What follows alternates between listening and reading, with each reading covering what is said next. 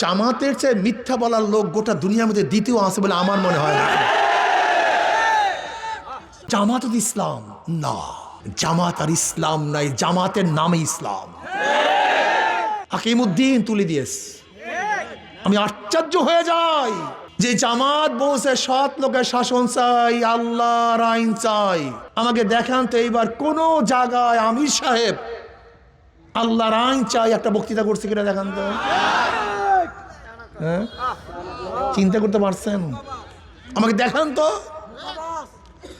জামাতের বন্ধুরা, দুই করে করো জোরে হাত ধরে বলছি, তোমরা আমাদের উপর অপবাদ শুনছো।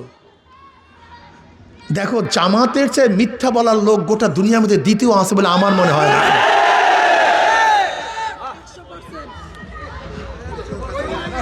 বলতে পার কেন? আচ্ছা বলো তো, যখন আমরা জোটে ছিলাম,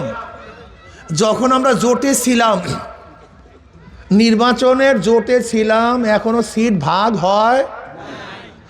যখনই নমিনেশন পেপার সাবমিট করছে প্রত্যেক জায়গার প্রত্যেক প্রার্থী বলছে আমরা পাইছি এখানে, প্রত্যেক জায়গায়, অথচ ভাগই হয়নি, তাহলে আমরা পাইছি। ভোগান্তি ভুলে চলে আসুন রিগালে। ওয়ারেন্টি সহ স্টাইলিশ কালেকশন নিয়ে রেডি রিগাল ফার্নিচার। এরকম ঢাকা কাঁচা মিথ্যা বলার লোক গোটা দুনিয়াতে আছে বলে আমার জানা নেই।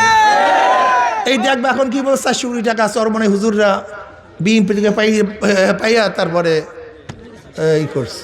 তার মানে আমরা যখন 400 কোটি টাকা লেনদেন করছি, তাদের একজন লোক ছিল, কি কথা কয় না, বা চেকটা সে দেখছে।